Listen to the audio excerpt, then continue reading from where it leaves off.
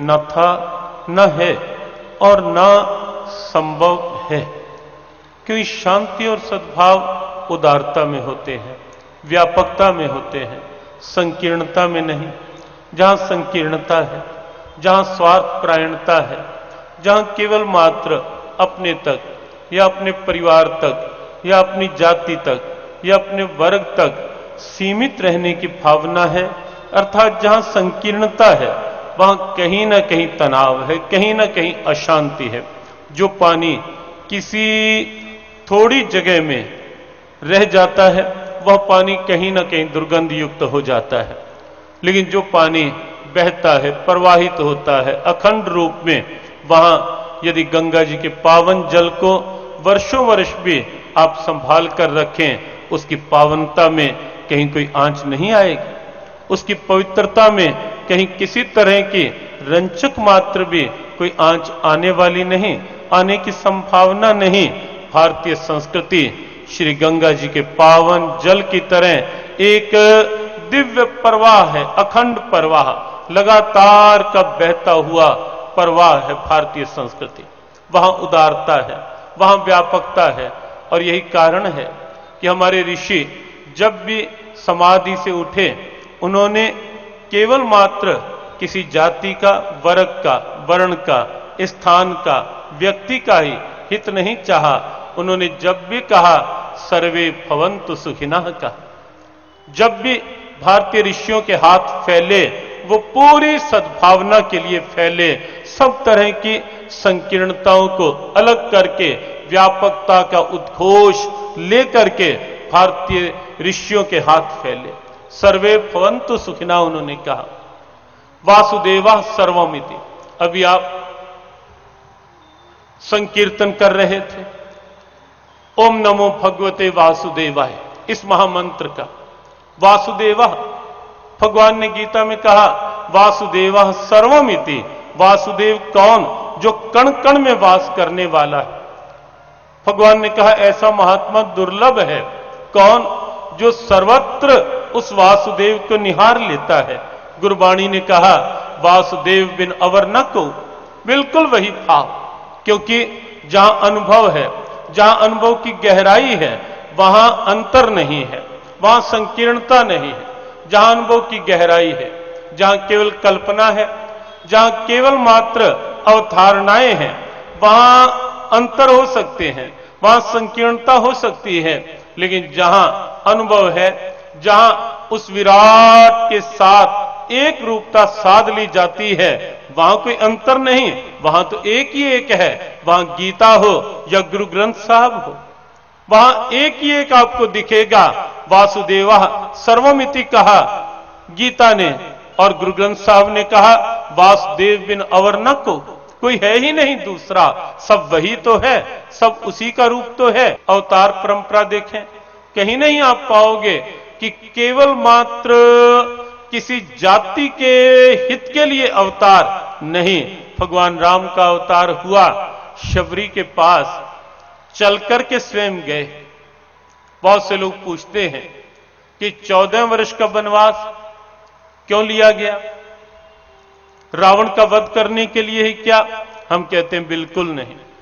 रावण का वध करना उनके लिए कोई कठिन काम नहीं था, किसी भी तरह से कोई कठिनाई नहीं थी रावण का वध करने के लिए।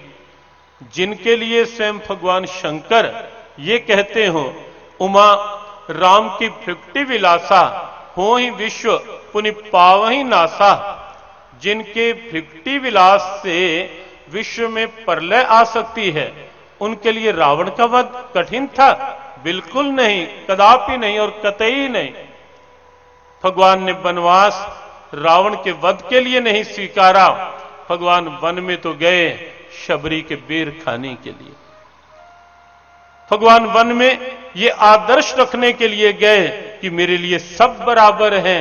भगवान वन में तो गए मांगी नाव न केवट आना, केवट की नैया पर बैठने के लिए।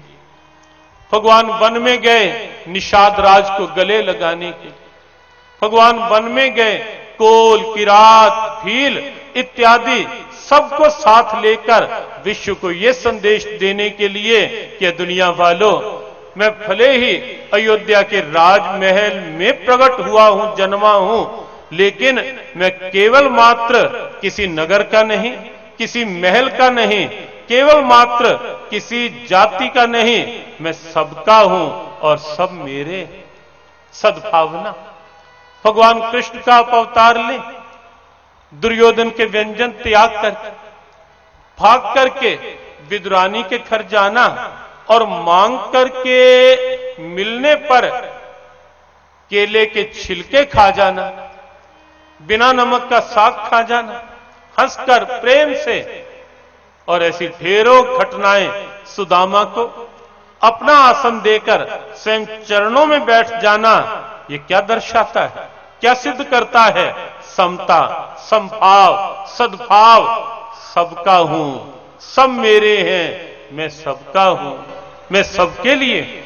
अवतार परंपरा देखें तो, ऋषि परंपरा देखें तो आप पाएंगे सद्भावना की दिव्य प्रेरणाएं हैं भारतीय संस्कृति में। और ग्रंथ परंपरा देखें, कोई भी ग्रंथ देखें आप, वेदों को पढ़ें, उपनिषदों को पढ़ें, कहीं आप पाएंगे सर्वम खलविदम ब्रह्म, कहीं आप पाएंगे ईशावास्यमिदम सर्वम, अर्थात सब कुछ परमात्मा में। यत्किंच जगत्याम जगत कहा, किंचित मात्र भी उस परमात्मा से अलग नहीं।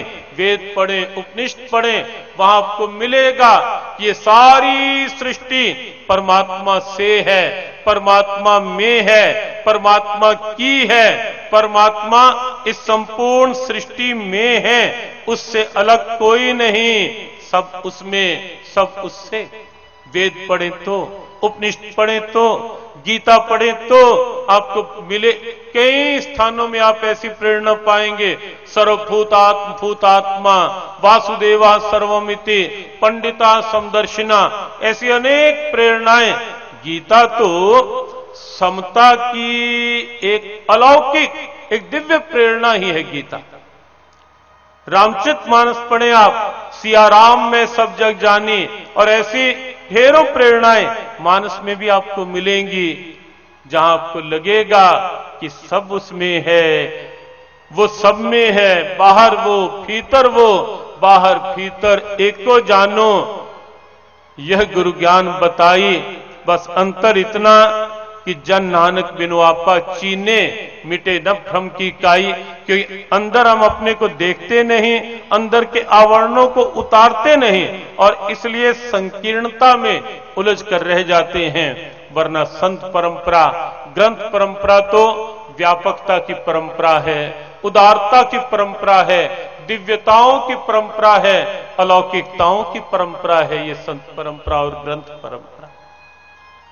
श्रीमद् भगवद गीता ग्रंथ परंपरा का एक दिव्य संवाहक ग्रंथ है। ग्रंथ अनेक हैं, सभी ग्रंथ वंदनीय हैं, पूजनीय हैं, सभी ग्रंथ हमारी श्रद्धा के केंद्र हैं, क्योंकि सब ग्रंथों में जीवन की प्रेरणाएं।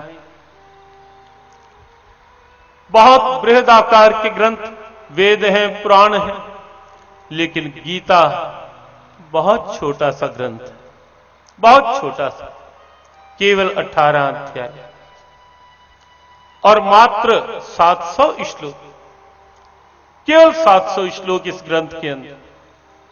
लेकिन प्रत्येक श्लोक जीवन की एक अचूक प्रेरणा, एक अमोघ प्रेरणा, एक आनंदमय प्रेरणा। एक एक श्लोक, श्लोक नहीं, एक एक शब्द। गीता भगवान की दिव्य वाणी। गीता केवल ग्रंथ नहीं, गीता समाधान है। कोई भी समस्या हो, गीता प्रत्येक समस्या का समाधान।